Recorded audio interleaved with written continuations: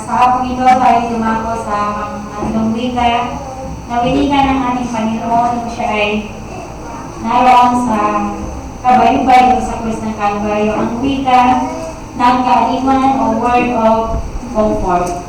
Sabi po niya dito sa John chapter 19 verse 26, 27. Pagkapit naman ni Jesus sa kanyang ina na nakatayong alagad na kanyang inipit, ay sinabi niya sa kanyang ina, "Babae, narito ang iyong anak." Nang magkabay, sinabi niya sa alagad, "Narito ang iyong ina." At buhat ng oras na iyon ay tinanggap siya ng alagad sa kanyang sariling tahanan. Kaya ang salita dito, salita ng Diyos, sa buhay ng bawat isa sa atin ay mayroong dalang kaaliwan. Kailan po ba inaaliw ang isang tao? O kailan siya dapat aliwin? Di po ba sa panahon na siya'y malungkot? Sa panahon na mayroon siyang mabigat na problema? O mayroon siyang malubhang karamdaman? Subalit, kung ating ilalarawan ang pangyayari ito, si Jesus, sa kanyang habang kalagayan, ay punong-puno pa rin siya ng pagmamalasakit at pagpapahalaga.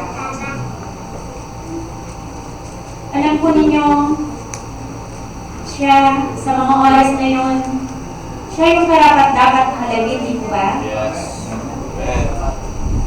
Sa mga oras na yun, subalit siya pa rin ang nagbigay ng kaaliwan. Naramdaman niya ang pagmamahal ng isang ina. Alam niyo ang isang ina, mayroon siyang kakaibang damdamin. Lalo pa yung kanyang anak ang nasasaktan, lalo pa yung kanyang anak ay nagdaramdam.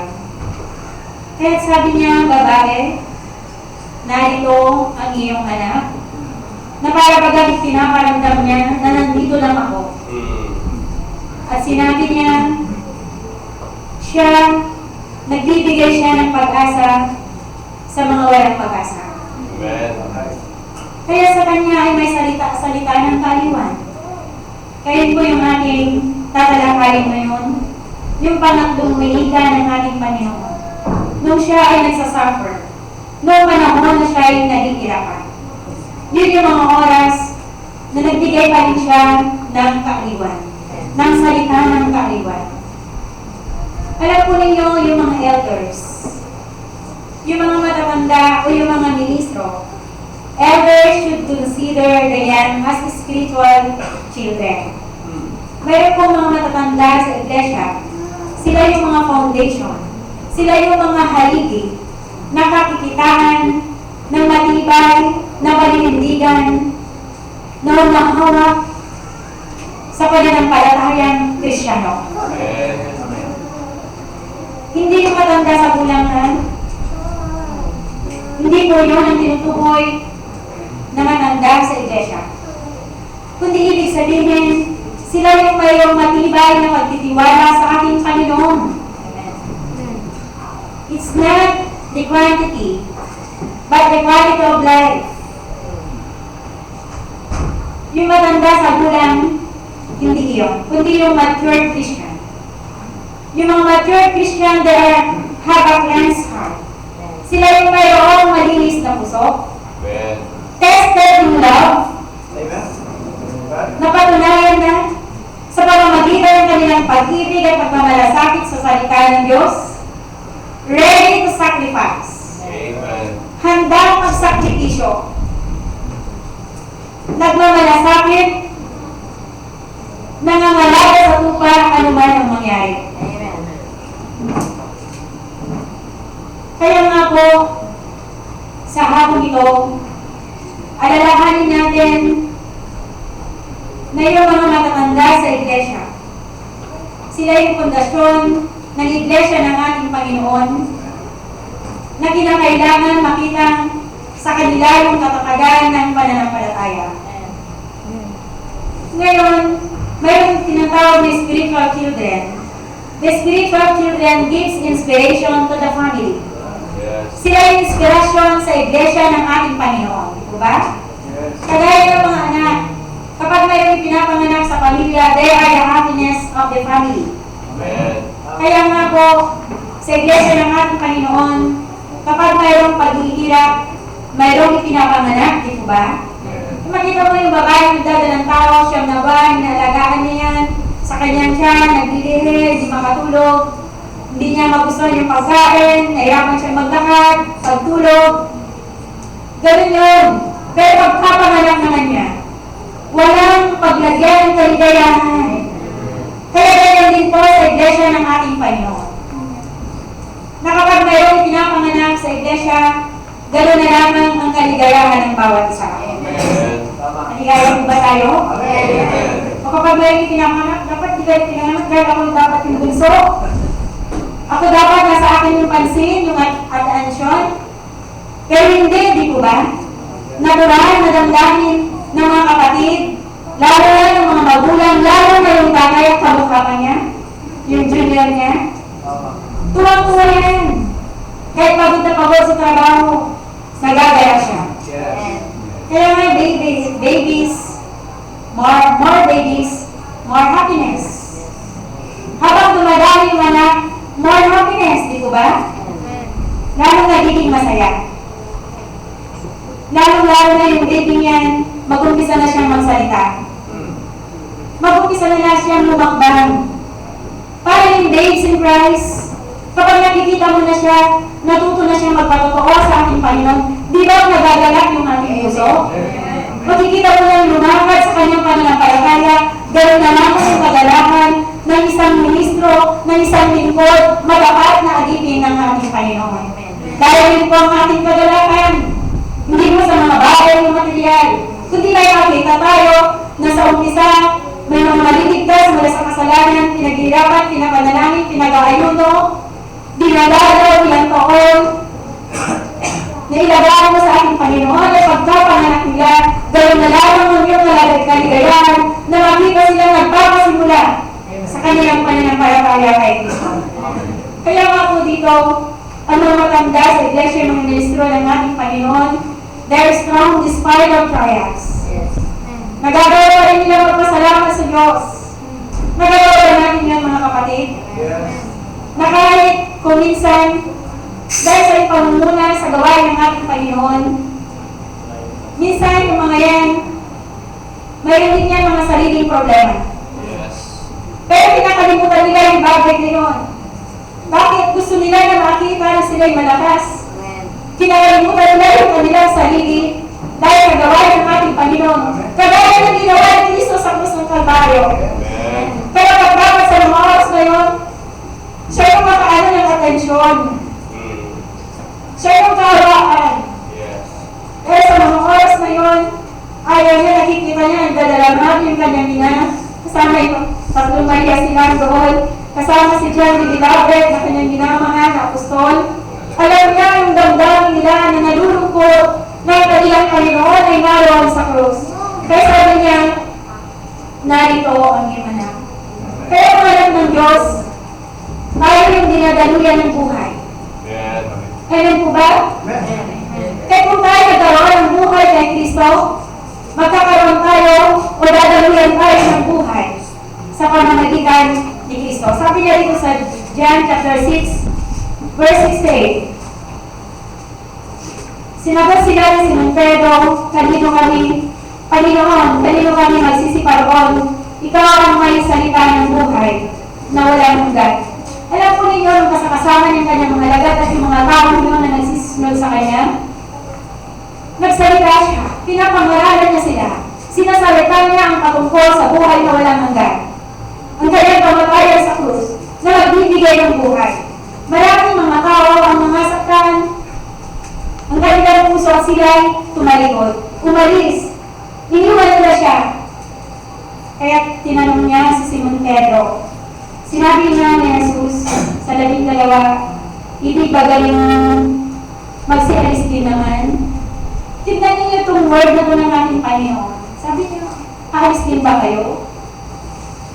Pero sinagot siya ni Simon Pedro, Panginoon, nasa iyo ang tubig ng buhay. Ikaw ang buhay ng pag-asa. Saan kami magsisiparoon? Kaya nakita nila yung kahalagahan ng buhay na nasa piling ng ating Panginoon. Mga minamahal, naway din ang ating madama sa ito. Kaya kung bakit mula noon, 10 years ago, 20 years ago, 30 years ago, kung bakit andito pa rin tayo dahil alam natin na mayroong Diyos na nagbibigay sa atin ng buhay. Na mayroong Diyos na nagbibigay lagi sa atin ng salita ng kanyang kaliwan. Na nagbibigay ng pag-asa sa mga walang pag-asa ng mga panahon na tayo mga walang pag-asa, di ba? Kaya nga dito, we are the instrument of God to give comfort to others to follow Christ. Sana kapag nakasama tayo, sana kapag nakausap tayo, may encourage sila na sila rin ay magpatuloy sa kanilang pananampalataya kay Kristo. A picture of hope, larawan ng pag-asa. Walang kabuluhang buhay, ginawang makulay ng ating Panginoon. Ginawang maganda ng ating Panginoon. Kaya nga po dito, tayo mga anak ng Diyos, we are a picture of hope to the hopeless. Sa mga walang pag-asa. Kaya nga po dito, napakaganda na sa mga maging sa mga lumalabas sa ating mga bibig, lalo na sa mga anak ng Diyos, ay magkaroon ng lasang asin, di ba? Yung lasang asin, nagbibigay ng ganayan sa pagkain.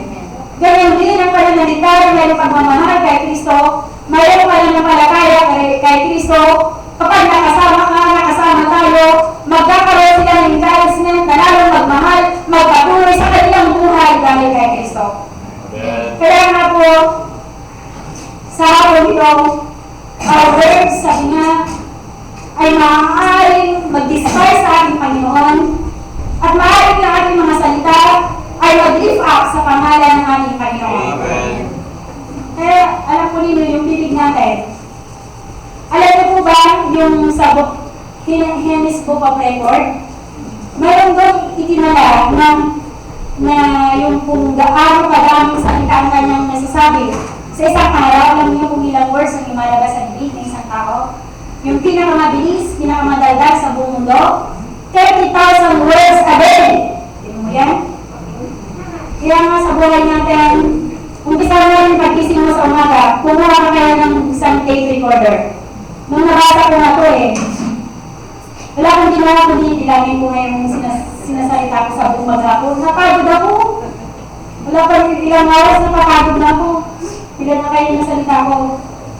Kaya kung nire-record mo kaya yung sinasalita natin sa buong maghapon. Ilang percent kaya yung mga salitang lumalabas dyan na nakapag-lift up sa pangalan ng ating Panginoon. Narealize po ba natin yung bagay na yun? Kaya nga po dito, napakaganda na sa ating mga pananalita ay itas natin ang pangalan ng ating Panginoon. Hindi yung ating sariling pangalan. At hindi rin yung pangalan ng sino ng tao. Hindi yung mukha natin ang laging nakabalangga sa Facebook. Di kailangan ng mga gawa natin, lahat ng mga gawa kabutihan natin ay nalalaman ng ibang tao. Di po ba? Kundi napakaganda na sa lahat ng mga bagay na yun, ang Diyos ang may tataas ng kanyang pangalan. There's a time for recognition day. It's not yet the time. Hindi pa ito yung right time. Parang yung mga payo ng ating ginagawa kay Kristo ay tanggapin na natin yung ating reward. Nakakita na po ba kayo ng mga sumasama sa mga palaruan? Nang tumatakbo pa lang, kaya na siyang trope? Nagbubuksik pa lang, kaya na siyang corona? Lumalaban pa lang siya, kaya corona siya, glory? No! Tayo, maaaring magkamay ang tao sa pagbibigay niya ng recognize sa mga tao niya. Pero sabi nga ng Diyos, kung anong ginawa ng iyong kalikbuang kanan, huwag nang kalangan ng iyong kanang kamay. Dahil mayroong panahon ang Diyos ang magbibigay niyan sa atin. Kaya nga po ng ating mga bibig, dapat naibigay natin ang karangalan, ang papuri sa ating Panginoon. Be an instrument of building the church. Not our time to seek for ourselves. Stand for ourselves, no. Stand in the name of Jesus. Kinakailangan tayo tumayo sa pangalan ng ating Panginoon. Dahil kung sa Panginoon tayo tumatayo, kailangan hindi tayo mabibigo. Kung sa pangalan natin, failure ang pagtayo niyan. Dahil hindi natin kayang tumayo kahit isang segundo sa buhay natin kung wala ang tulong at gabay ng ating Panginoon. Kaya ako dito, through our life, kaya sabi na, take my life and living sacrifice. Kaya nga dito, nakakita ko ng mga ministro ng ating Panginoon sa Iglesia ng Diyos. Ibinigay nila yung life, their time, their talents for the cause of Christ. Kaya nga ako dito nakakagandang makita, mag-isip na mayroong mga taong nagbibigay ng kanilang panahon para sa pagmamalasakit sa gawain ng Diyos. Pinaparangalan natin ang Diyos sa bagay na yun. Dahil kung hindi dahil sa kanila, nasaan kaya tayo ngayon? Kung ano nagpagal at nagdala ng pangalan ng ating Panginoon. Kaya nga po yung mga elders, kinakailangan daw natin na i-lift up sila for the name's sake, for God's sake, for the Lord's sake, dahil sa kanilang mga gawa kay Kristo. Kaya nga, minsan ba naalala rin naman natin, nagpadala naman natin sila a little word of encouragement. O ba yung pastor ngayon, post mo naman ngayon, high-tech naman na. Text mo lang siya, happy birthday, pastor. Nahamon ako sa buhay mo. Magpatuloy, alam ninyo, yung mga word of encouragement na yan, wala naman yung bayad eh. Kung minsan isang tao, isang Kristiyano, pinagpakala siya ng Diyos, spiritual, inalagaan siya ng ating Panginoon, nakakadapat natin ng bigay ng encouragement sa mga taong nagpapagal. Gunagawa sa kaya ng Diyos. Pagkakas hindi nila hinahanap yan, dahil tapat ang ating Panginoon, siya'y tapat na kaibigan sa panahon ng pangangailangan. Kaya bilang mga anak ng Diyos, kasama, sabi nga, united we stand, divided we fall. Kung ano yung nararamdaman din natin, di ba ba? Pag siya nasasaktan, nararamdaman natin, nasasaktan din tayo. Kapag siya naliligayahan, pinagpapala ng Diyos, masaya rin tayo, di ba? Hindi nagpapala siya, puro mangkutang naman, yung long-long naman yan. No. Kundi sa aking puso, salamat sa Diyos, pinagpala si kapatid, makikisakay ako sa kanyang sasakyan, di ba? Ganoon ang mga positive na mga anak ng Diyos. Amen. Kaya nga po dito, alam mo si John Wesley. Nung isang araw, iyak siya ng iyak. Ayaw niya pumunta sa isang pangungara. Nagbulog na siya sa isang tabi at walang ibang ginawa kung umiyak ng umiyak. Kaya nakita siya ng kanyang asawa. Pumasok siya si Martin Luther. Pumasok siya sa kanyang silid at siya ay nagbihis. Kulay itim. From head to foot, nagitim siya. Kaya sabi ni Martin Luther, bakit nakasuot ka ng damit panglusa? Sino ang patay? Patay ang Diyos. Sabi, bakit mo sinabi patay ang Diyos? Buhay ang Diyos. Sabi naman ng kanyang asawa, hindi, patay ang Diyos. Tignan mo ang buhay. Kung buhay ang Diyos, ba't andyan ka, nakaupo at umiiyak na umiiyak, na parang wala ang Diyos. Di ba yung mangangarap mo ngayon, ba't andyan ka? Patay ang Diyos. Hindi patay ang Diyos. Kaya hindi siya. At siya pumunta doon sa isang mahalagang gawain ng ating Panginoon. Kaya nakikita niyo yung napakahalaga. Ayaw yung word. Yun yung word na yun, kailangan niya yung oras na yun. May oras hindi na niya kailangan niya, baka malakas na siya. Baka malakas na siya sa ospital, hindi mo pa siya napuntahan. Yun yung ibig sabihin dito. Na bawat anak ng Diyos ay napakahalaga sa bawat isa sa atin. Kaya nawa, yung mga spiritual parents, elders, sila dapat din i-consider na mga magulang sa pananampalataya. Daily encouragement, They need our love. They need our prayers. Kaya yung mga spiritual children, sabi nga yung mga anak spiritual, sabi nga na dito, na kinakailangan i-interest, sabi nga i-interest natin, in-interest ng ating Panginoon ng kanyang ina, doon kay John de Delave. Bakit in-interest niya yun? In-interest niya yung kanyang ina. Ipinagtagumili niya. Bakit po? Dahil si John de Delave ay mapagkakatiwalaan ng ating Panginoon. Mga minamahal, kaya din ba tayong pagkatiwalaan ng Diyos? Pagkagabilihan ng Diyos ng kanyang gawain?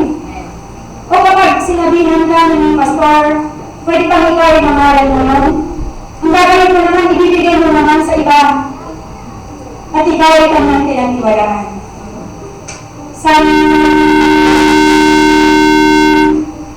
may pakita natin na hindi man tayo karapat-dapat, pasalamatan natin ang Diyos. Panginoon, salamat, pinagkatiwalaan mo ako.